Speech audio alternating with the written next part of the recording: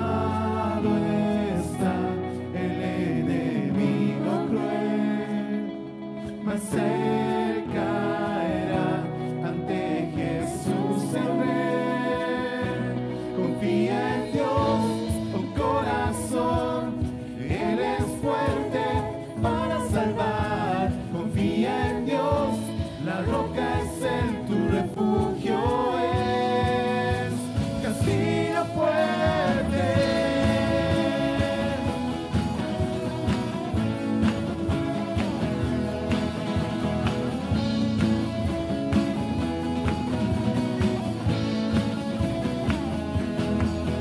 En mis fuerzas yo no confiaré, o en vano lucharé, pues mi confianza está en aquel que reina con poder. Por mi pelea es soberano Dios, por siempre la victoria suya es. Confía en Dios, oh corazón, Él es fuerte para salvar. Confía en Dios, la roca es Él, tu refugio es castillo fuerte.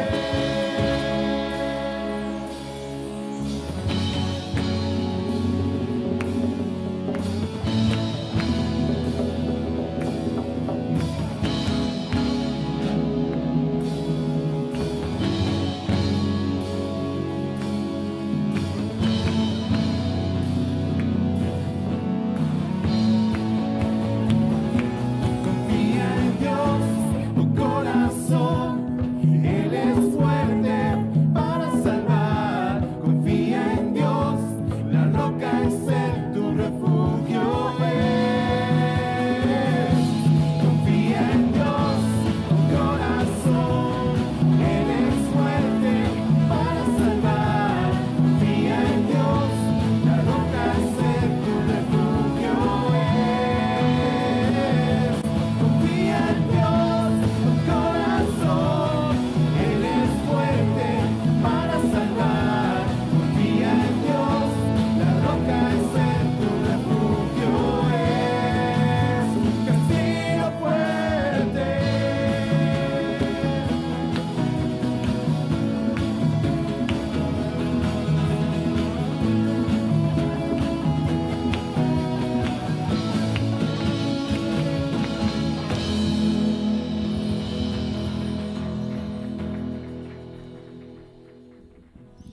Amén, hermanos, buen día. Una bendición estar juntos. Para mí es una bendición especial poder compartir la palabra. Es un honor, es glorioso, es lo mejor que puedo hacer en este planeta. Creo que no hay una labor más bendecida, más honrosa que ser usado por Dios para traer su palabra.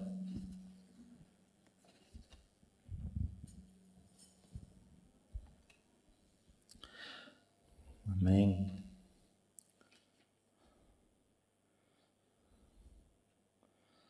Amén. Esta prédica es muy importante para el crecimiento de la iglesia, no en números, sino en calidad, el crecimiento espiritual de cada uno. Y obviamente no es muy popular porque nuestra tendencia humana es hacia la independencia de Dios. Nos cuesta cuando hablamos de sujetarnos a Él, de poner nuestra vida por Él, de una entrega total al Señor. En esa dirección va esta prédica. Se titula ¿Estás andando en humildad y mansedumbre?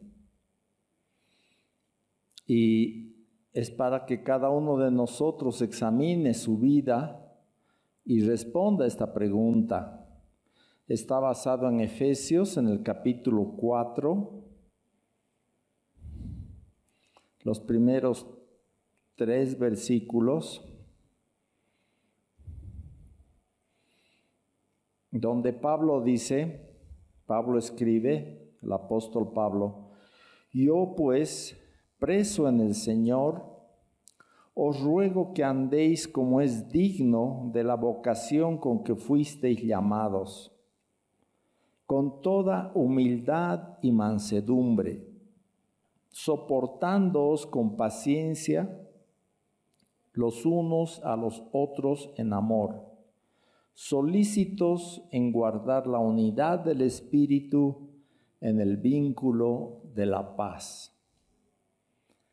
Ese ruego de Pablo está dirigido a lo que él quiere compartir con respecto al crecimiento de la iglesia, a cómo podemos andar juntos.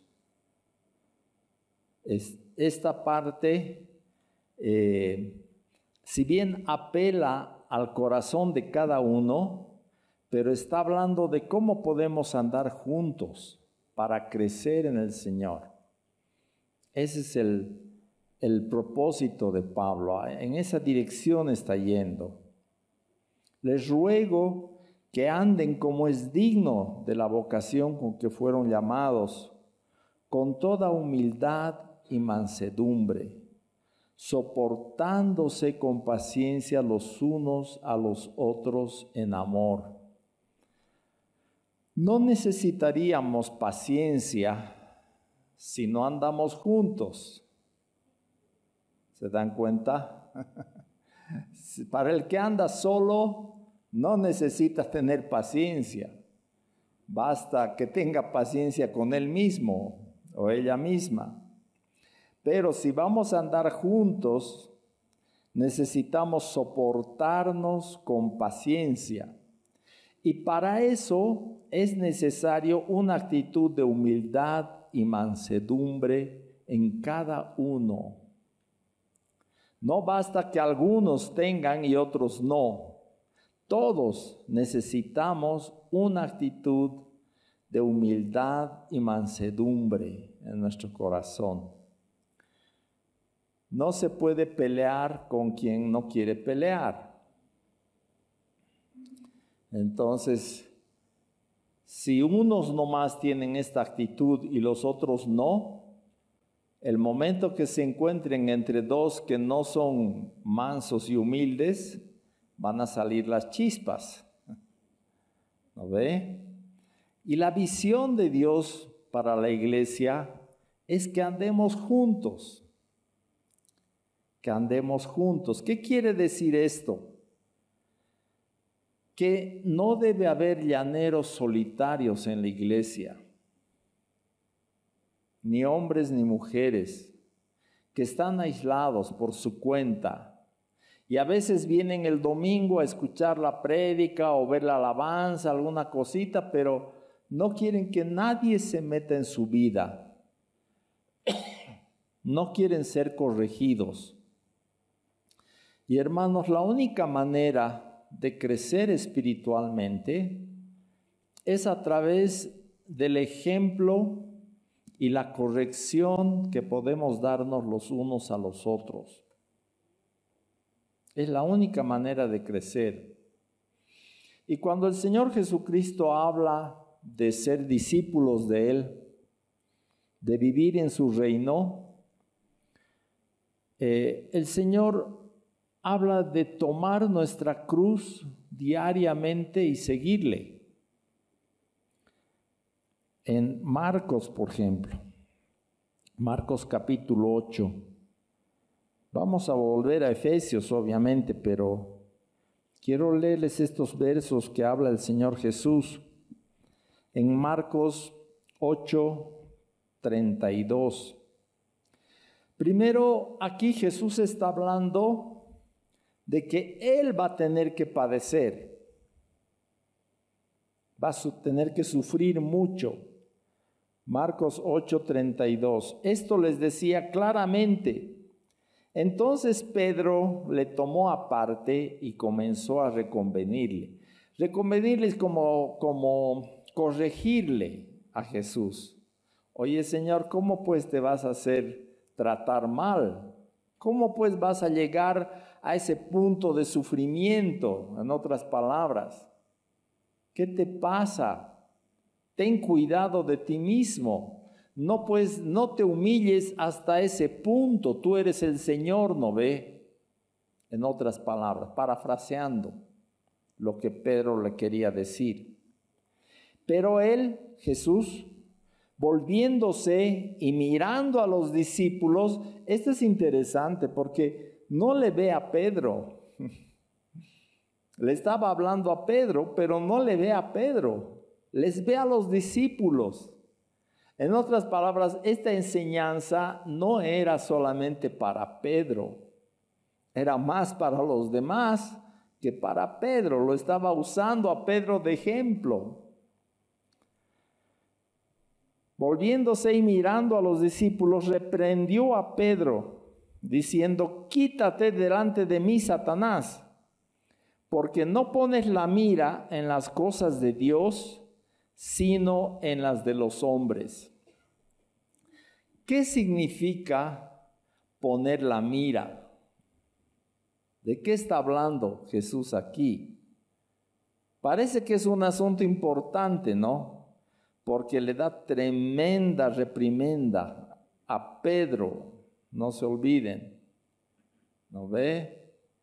El líder de la iglesia le da una tremenda reprimenda. ¿Por qué? ¿Qué significa poner la mira en las cosas de Dios? Significa, pues, sencillamente, hermanos, vivir para Dios. Vivir para Dios, ya no para mí mismo. Y Pedro le estaba diciendo al Señor Jesús: oye, no te sacrifiques pues hasta ese punto. Tú eres el Señor, cuídate pues un poquito a ti mismo, guárdate de padecer así. Y Jesús le reprende y le dice: tú estás mirando lo natural, estás queriendo vivir para ti mismo. Como hombre, todos los hombres vivimos así, hombres y mujeres, ¿no? Cada uno siempre apunta a sí mismo, a vivir para sí mismo. Y el Señor le está diciendo: no podemos vivir de esa manera. Tienes que poner tu mirada en las cosas de Dios y cuál es el interés de Dios para tu vida. En otras palabras, ¿para qué estamos en este planeta? ¿Estás para vivir para ti mismo o finalmente vas a vivir para Dios? Esa es la pregunta. Y a eso el Señor está aclarando. No pones la mira en las cosas de Dios, sino en las de los hombres. Y llamando a la gente y a sus discípulos, les dijo: si alguno quiere venir en pos de mí, niéguese a sí mismo y tome su cruz y sígame. Porque todo el que quiera salvar su vida, la perderá. Y todo el que pierda su vida por causa de mí y del Evangelio, la salvará. Porque ¿qué aprovechará el hombre si ganare todo el mundo y perdiere su alma? ¿O qué recompensa dará el hombre por su alma? Porque el que se avergonzare de mí y de mis palabras en esta generación adúltera y pecadora, el Hijo del Hombre se avergonzará también de él cuando venga en la gloria de su Padre con los santos ángeles. Estas palabras de Jesús son bastante radicales, si se dan cuenta. Y no concuasan con aquellos que quieren tener un cristianismo light, que no demande mucho de sus vidas. ¿No ve? que a mí no me moleste nadie porque yo solito a mi manera voy a seguir a Dios. No funciona eso con Jesús, como hemos leído. Si alguno quiere ser mi discípulo, si alguno quiere venir en pos de mí, niéguese a sí mismo, tome su cruz y sígame. La cruz era un medio de muerte, de ejecución del Imperio Romano. Ellos inventaron la crucifixión. No había en otros lugares, no era parte de otros medios de ejecución, de otras culturas. Esto se encuentra solamente en el Imperio Romano. Era un método muy cruel de matar a las personas. Ahora, cuando Jesús dice esto, ¿Él sabía que esto iba a estar registrado en la Biblia o no sabía? Sabía. ¿Y sabía que lo iban a leer gentes de todo el mundo o no sabía? Sabía. Entonces, ¿qué quiere decir hoy? Toma tu cruz y sígueme. ¿Qué significa eso? Primero tenemos que ver qué significó para Jesús. Para Jesús, tomar la cruz, llevar su cruz, se refiere no solamente a la crucifixión, se refiere a la caminata que Jesús realizó desde donde le condenaron, donde Poncio Pilato, hasta el Gólgota, hasta el lugar de la crucifixión. Cargó la cruz sabiendo que él iba a ser crucificado en la cruz. ¿Están de acuerdo? No estaba cargando la cruz para otra persona. Estaba llevando la cruz para sí mismo, para él. Entonces, cuando el Señor dice, tome su cruz y sígame, no está hablando de que te crucifiques, pero está hablando de que camines en pos de Jesús con esa actitud de estar dispuesto a poner tu vida. Es la única manera de seguir a Jesús. Tienes que ir y estar dispuesto a poner tu vida.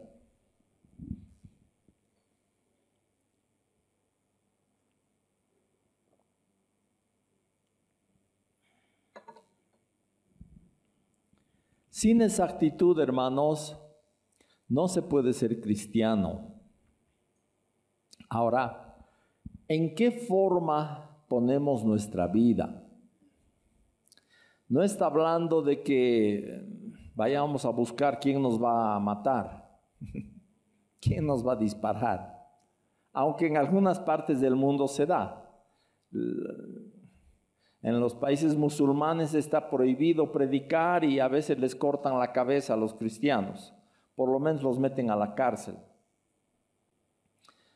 Pero el Señor Jesús está hablando de una forma diaria de vivir. ¿Cómo es llevar tu cruz en la vida diaria y en la vida de iglesia? Es una manera de vivir de modo que unos a otros nos podamos corregir. Que una persona que está caminando a tu lado y te ve fallando, te pueda decir, ¿sabes qué? Esto que estás haciendo está mal. No puedes vivir así. Esto no es agradable a Dios. Y tú puedas recibir esa corrección y decir gracias. En vez de enojarte y molestarte y empezar a murmurar y me está criticando, está hablando de mí, bla, bla, bla. ¿Por qué no se fija en sí mismo? ¿Se dan cuenta? No hay crecimiento en la iglesia si no hay corrección. Así nomás es. Si queremos crecer espiritualmente, tenemos que unos a otros corregirnos y unos ser ejemplos del otro. Por eso Pablo dice, necesitan andar con humildad y mansedumbre, soportándose con paciencia los unos a los otros en amor. ¿Por qué necesitamos soportarnos? Porque fallamos, porque somos pecadores.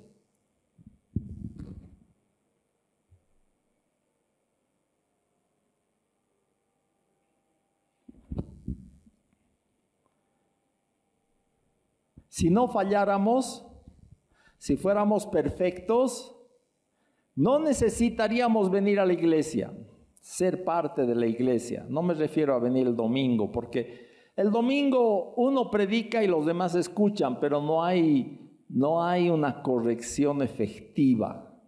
¿No ve? No hay. Si Dios te habla a tu corazón, gloria a Dios. Pero aquí no estamos para ver los defectos los unos de los otros y ayudarnos a caminar. No estamos haciendo eso. ¿No ve? ¿Dónde entonces se hace eso? Eso se hace en los grupos pequeños. Para eso son los grupos pequeños durante la semana. Son para que tú camines cerca de alguien o de algunos. Una cosa buena que nos ha dejado esta pandemia, aunque todavía sigue, pero una cosa buena que nos ha enseñado es a comunicarnos por medio de las redes, por medio del WhatsApp. ¿Hay alguien aquí que no sepa qué es el WhatsApp? ¿No ve?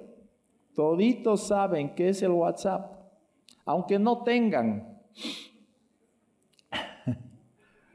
El WhatsApp es un medio de comunicación, es una aplicación que nos permite estar conectados.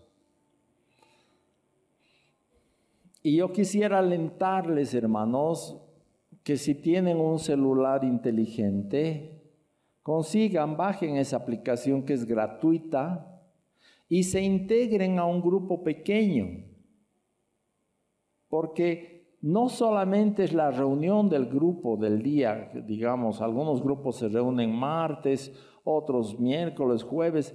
No es solamente esa reunión, sino es el mantenernos conectados. Dios quiere que andemos así, por eso nos ha puesto en la iglesia. Nos ha puesto en la iglesia para que andemos conectados, no solitos. Porque la visión que Dios tiene para nuestro crecimiento espiritual involucra a los demás. ¿Me están captando? La visión que Dios tiene para que tú crezcas involucra a otras personas que están a tu alrededor o que van a estar si tú te integras. Dios quiere que caminemos juntos y nos alentemos y nos corrijamos mutuamente. Ahora volvemos a Efesios. Y vamos a entender por qué Pablo usa estas palabras en los primeros versículos del capítulo 4. Yo pues preso en el Señor, os ruego que andéis como es digno de la vocación con que fuisteis llamados, con toda humildad y mansedumbre, soportándoos con paciencia los unos a los otros en amor, solícitos en guardar la unidad del Espíritu en el vínculo de la paz. Esta es la manera que Dios quiere que andemos. Es una forma de andar. Y Jesús, ¿qué nos ha dicho? Para que andemos, nos ha dicho que tomemos nuestra cruz diariamente y le sigamos. Esto es la cruz. Andar en humildad y mansedumbre, soportándonos con paciencia los unos a los otros en amor. Ahora, solícitos, el verso 3, en guardar la unidad del Espíritu, en el vínculo de la paz. Esto habla de una actitud de nuestro corazón. Tenemos que caminar juntos, pero con una actitud de mantener la unidad por medio del Espíritu Santo, de que no nos ataquemos unos a otros, solícitos en guardar la unidad del Espíritu. Hay una unidad que viene de Dios. El hecho de ser siervos del Señor, de estar entregados a Jesús, nos da una unidad que es formada además como el cemento. No basta que juntes ladrillos para hacer una construcción, tienes que ponerle cemento y juntarlos en orden, con una plomada en base al fundamento, ¿no ve? El fundamento y el cemento es Jesús. Y es el Espíritu Santo el que pone la mezcla y el que nos une de tal manera que nos hace crecer en un edificio bien concertado que es habitación de Dios. Dios no habita en salones como este. Él habita en las vidas de las personas que son parte de la iglesia y que son piedras vivas, ladrillos vivos en la casa de Dios. Ahí Dios habita. Ese es el lugar de su reposo, como dice Isaías 66. El cielo y la tierra son obra de mis manos y son míos. Y hace una pregunta: ¿dónde está el lugar de mi reposo? ¿Dónde está la casa que me lo van a construir? Hace esa pregunta. Y él mismo responde en el verso 3. Dice, estoy hablando de Isaías 66, un ratito de paciencia. Isaías 66, 3 dice, el cielo y la tierra son obra de mis manos, me pertenecen. Así todas estas cosas fueron, dice Jehová. Pero miraré a aquel que es pobre, humilde de espíritu y que tiembla mi palabra. El creador del cielo y de la tierra está mirando nuestro corazón. ¿Con qué actitud vamos a recibir su palabra? ¿Nos vamos a humillar? ¿Nos vamos a quebrantar? ¿O vamos a ser orgullosos y pensar que nosotros somos algo? Hermanos, la única manera de andar con Dios es en humildad y mansedumbre. No hay otra manera, porque Dios resiste al soberbio, pero da gracia al humilde. Dios resiste al soberbio, pero da gracia al humilde, al que se quebranta delante de Él, al que se humilla, al que reconoce la grandeza de Dios y que Él tiene derecho a llamarnos a cargar la cruz, porque somos de Él y porque Él nos ha comprado con su sangre. Cuando ha derramado su sangre en la cruz, nos estaba comprando. Por eso en 2 Corintios 5, versículo 14,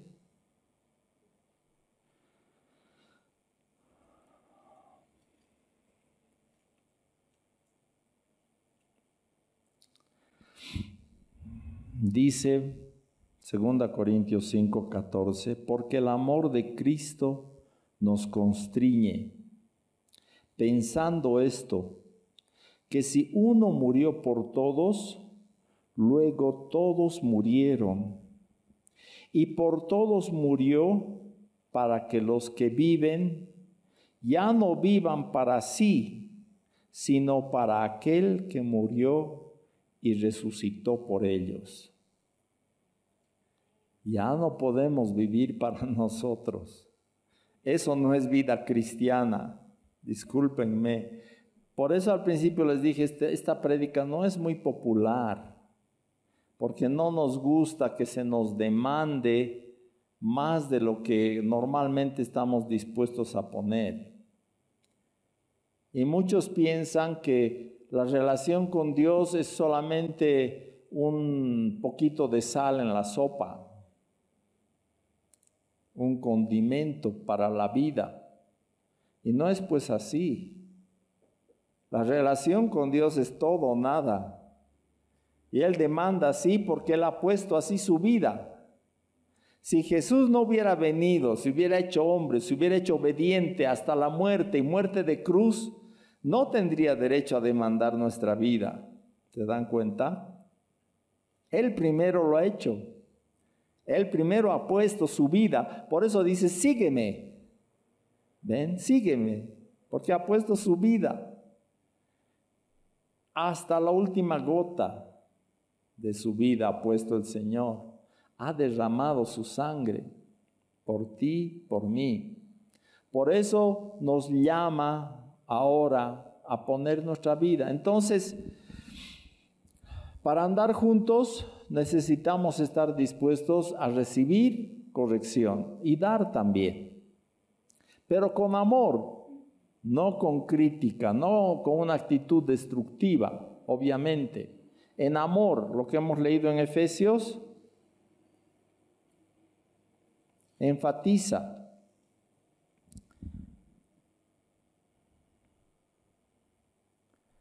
Dice, soportándoos con paciencia los unos a los otros en amor. Este andar juntos es en amor, no es una competencia, no es quién es mejor que el otro, no es para inflar nuestro orgullo, al contrario, es para que nos humillemos y andemos dispuestos a que otros nos corrijan, otros nos ayuden, nos alienten. No es solamente corrección, también es aliento, también es ejemplo. Es la manera en que Dios quiere que crezcamos. Ahora vamos a ver el verso 11 al 16 de Efesios 4.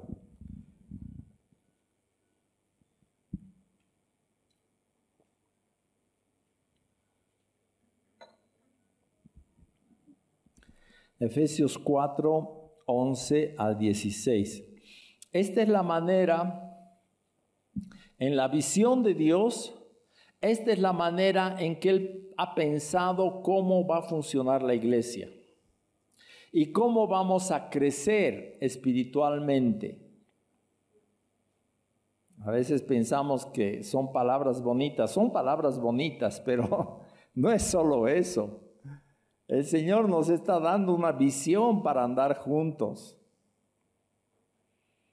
Y la visión de Dios es que todos en la iglesia sean discípulos y sean discipulados y sean discipuladores. Es otra manera de decir lo mismo. Estés dispuesto a que otros te corrijan y que tú también corrijas, ayudes. No me refiero a corregir en el sentido de criticar. Me refiero en el sentido de edificar, de construir.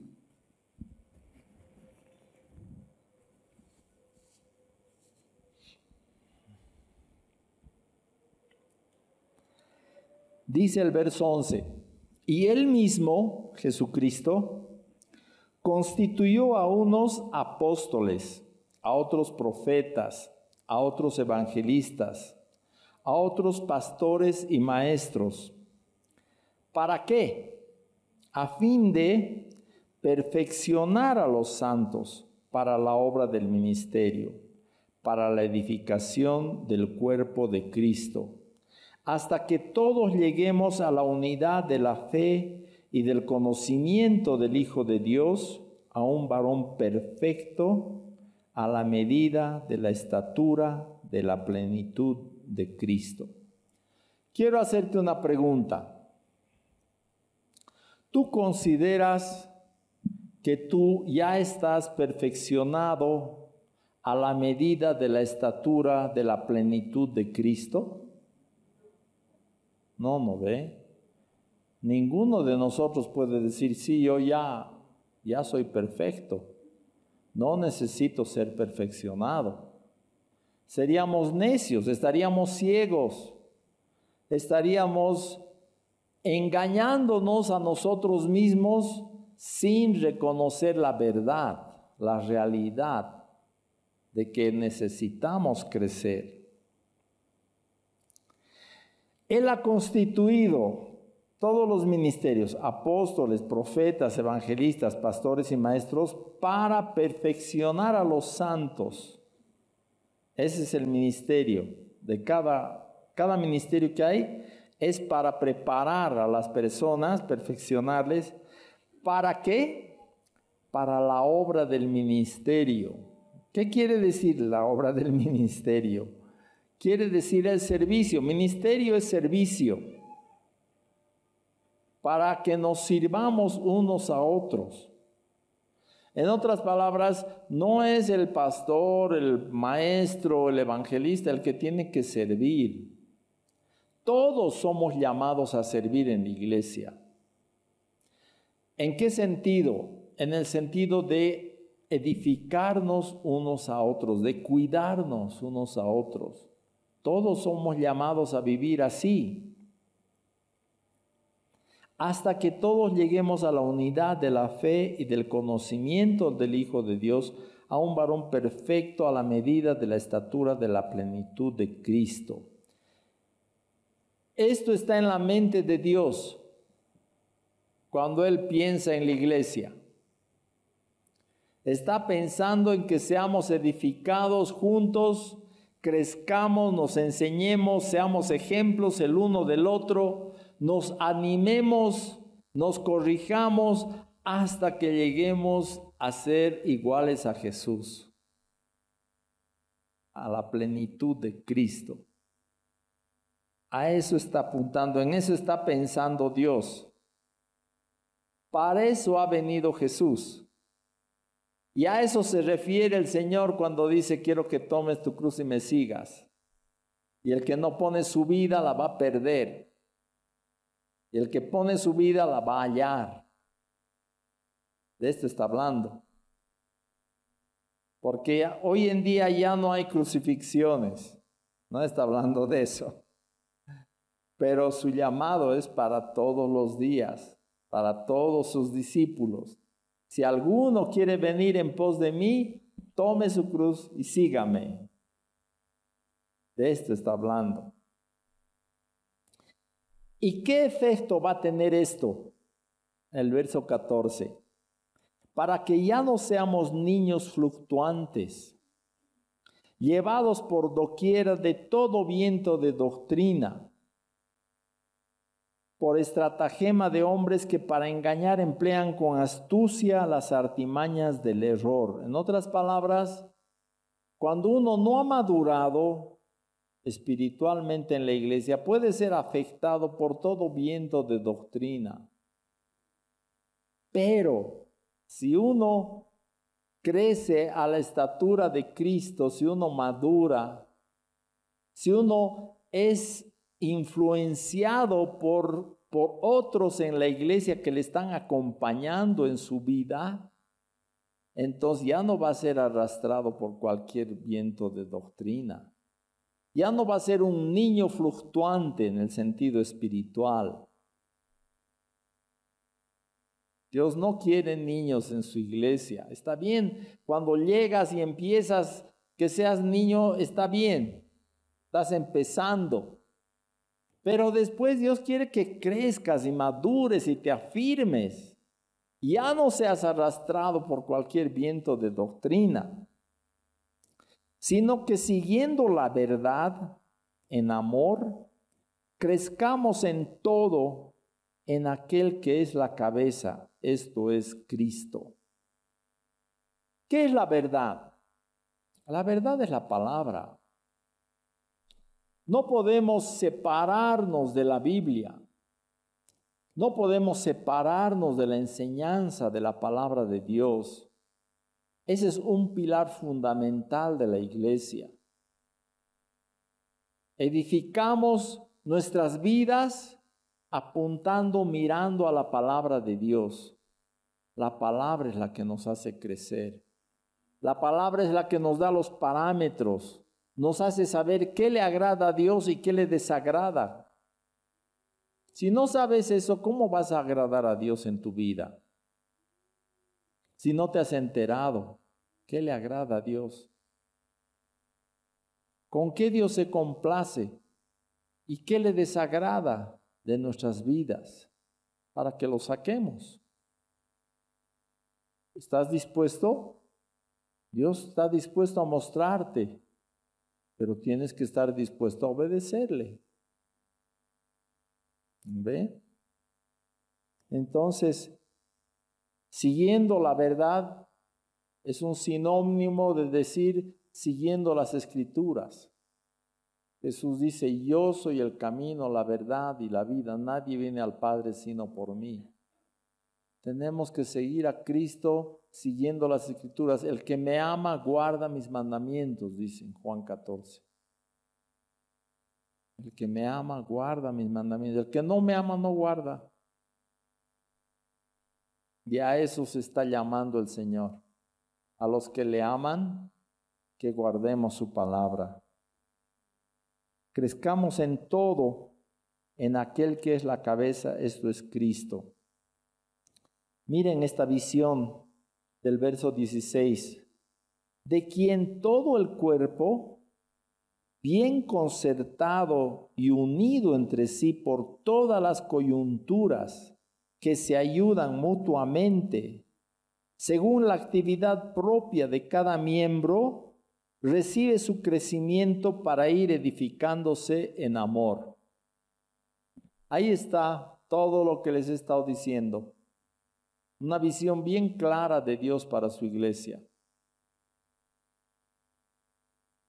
¿Cómo crece el cuerpo? Bien concertado y unido entre sí por todas las coyunturas que se ayudan mutuamente. ¿Qué es una coyuntura? Es una articulación. Una articulación que se ayudan unos a otros. Cuando te escuece tu nariz, ¿quién te rasca? Tu dedo, ¿no ve? Lo tomamos normal. Nadie está pensando, ay, mi dedo me está ayudando para rascar mi nariz. Pero es otra coyuntura, es otra articulación de tu cuerpo que te está ayudando. Igual cuando te lavas las manos, cuando te lavas tu cara, etcétera, etcétera. Si no tuvieras manos, ¿cómo te lavarías tu cara? ¿Cómo te vestirías?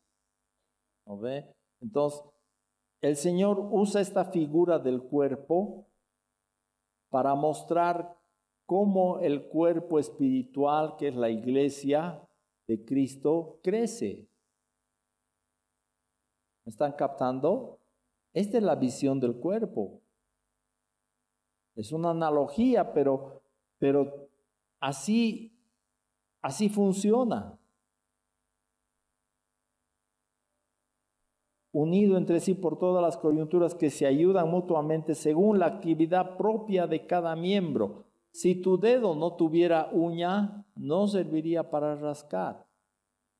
Para frotar puede ser, pero no serviría para rascar. Es la actividad propia de cada miembro lo que le da su utilidad. Y así ve Dios a la iglesia.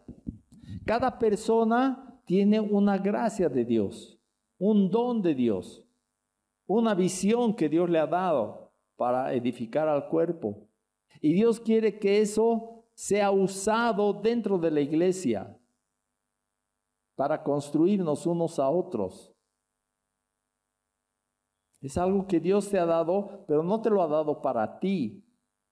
Te ha dado para la iglesia, para el cuerpo, para que beneficies al cuerpo. Recibe su crecimiento para ir edificándose en amor. Está clarito, ¿no ve? Es la forma en que crecemos. Nos edificamos en amor unos a otros. Aquí no hay un hombre orquesta, si se dan cuenta. No es esa la visión de Dios para la iglesia. Que el pastor nomás sea el que haga todo. No es así. Aquí hay una visión de cuerpo. Todos tenemos que trabajar juntos. Generalmente, cuando alguien está en problemas, su familia o tiene algún conflicto, o alguna dificultad, o se está divorciando, o hay algún enfermo, una enfermedad en la familia que está afectándoles a todos, decimos que necesita consejería, ¿no ve? Y generalmente llaman al pastor para que le dé consejería. ¿Qué dice Dios de eso?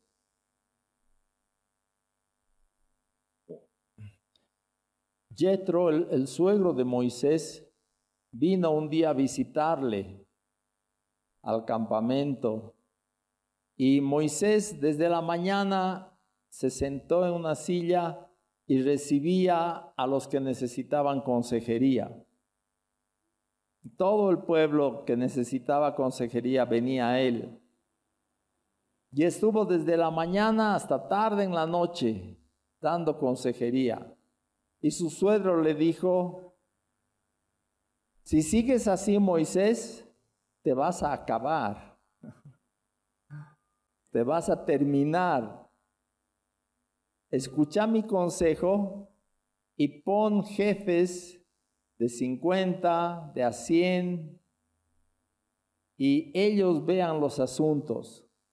Y solamente traigan delante de ti los que son más importantes o más difíciles. Y así lo hizo Moisés y le fue bien. Está en la palabra, está relatado esto. Entonces, el plan de Dios no es que haya hombres orquestas. Y no es que la consejería solamente se la dé a los que están en un problema, sino que todos en la iglesia seamos consejeros y recibamos consejería. Todos. En otras palabras, la iglesia sea una iglesia consejera. Esa es la visión de Dios.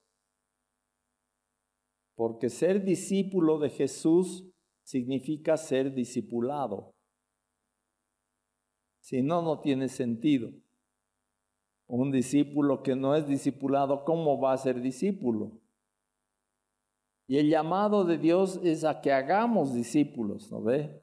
No es solamente que prediquemos en la calle, sino que hagamos discípulos. Entonces, esto requiere un andar juntos. Requiere humildad y mansedumbre para recibir corrección y también para dar corrección. Hay mucha diferencia cuando uno humilde es el que corrige, que cuando un orgulloso es el que corrige. Hay mucha diferencia. Y la palabra nos exhorta en ese sentido. En Gálatas, unas páginas antes, Gálatas 6, Dice, hermanos, el verso 1, si alguno fuere sorprendido en alguna falta, vosotros que sois espirituales, restauradle con espíritu de mansedumbre, considerándote a ti mismo, no sea que tú también seas tentado. Sobrellevad los unos las cargas de los otros y cumplid así la ley de Cristo. Entonces, si tú encuentras a alguien infraganti, sorprendido en alguna falta, quiere decir que le has encontrado en pleno pecado. ¿Cómo debes corregirle? Dice que le corrijas con espíritu de mansedumbre. En otras palabras, para restaurarle, para levantarle, no para destruirle. Alguien ha dicho que los cristianos son el único ejército que mata a sus heridos. Un ejército así no va a poder subsistir. No podemos tener esa actitud. Debemos ser restauradores, animadores, alentadores, no criticadores, juzgadores, condenadores. Entonces, hermanos, yo les ruego que cambien su visión. Ya no tengas esa visión de andar como llanero solitario. Ya no tengas esa visión, sino que caminemos juntos, dispuestos a dar y recibir corrección, dispuestos a dar y recibir aliento, dispuestos a dar y recibir ejemplo. Esa es la visión de Dios para la iglesia. Y en esa visión nos vamos a ir encaminando, porque un área débil de la iglesia ha sido el discipulado. Pero Dios no quiere que nadie esté fuera de esto, que todos seamos encaminados por Dios hasta la medida de la estatura de la plenitud de Cristo. Menos de eso no es agradable para Dios. Y a esa meta nos está apuntando el Señor para nuestra vida. Dios está apuntando eso para ti, para que tú crezcas a esa medida, a la medida de Cristo. Y para eso necesitamos edificarnos unos a otros, andar juntos, ser ejemplo unos de otros, cuidarnos unos a otros. Vean de incluirse en algún grupo pequeño. Si es por YouTube, como es por Zoom por ahora, hasta que pase esta pandemia, entonces tienes que ver cómo incluirte en algún grupo. Te van a dar el link y vas a poder entrar. Es más fácil de lo que uno piensa, hermanos. No es tan difícil. Y no cuesta dinero tampoco. Prácticamente es gratuito. Entonces,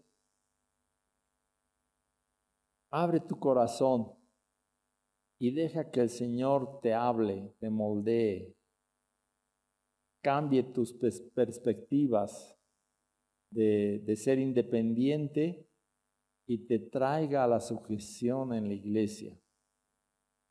Ya no estés solito, solita. Seas parte de la iglesia y de todo lo que Dios está haciendo entre nosotros. Es para tu bien. Es para tu crecimiento. El que va a ganar más vas a ser tú. Es para eso, para cuidarnos unos a otros. Vamos a ponernos en pie. Vamos a orar. Dar gracias a Dios por su palabra.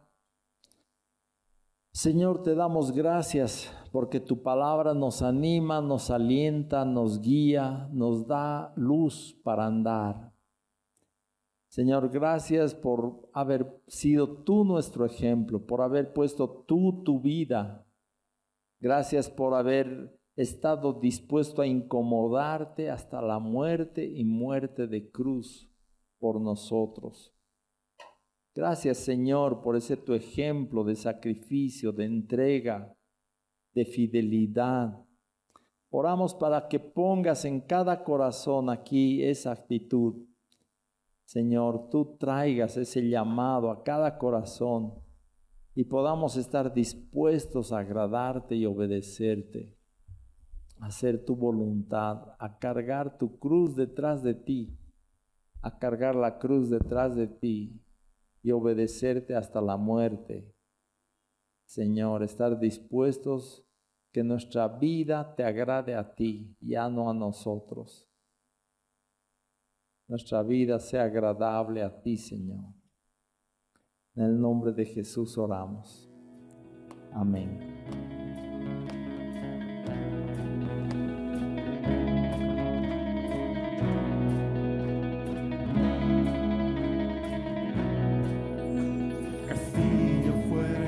Nuestro Dios, escudo siempre fiel, y en la prueba y tempestad es firme su poder. Armado está el enemigo cruel, mas él caerá ante Jesús el Rey. Confía en Dios, corazón, Él es fuerte para salvar. Confía en Dios, la roca es Él, tu refugio es castillo fuerte.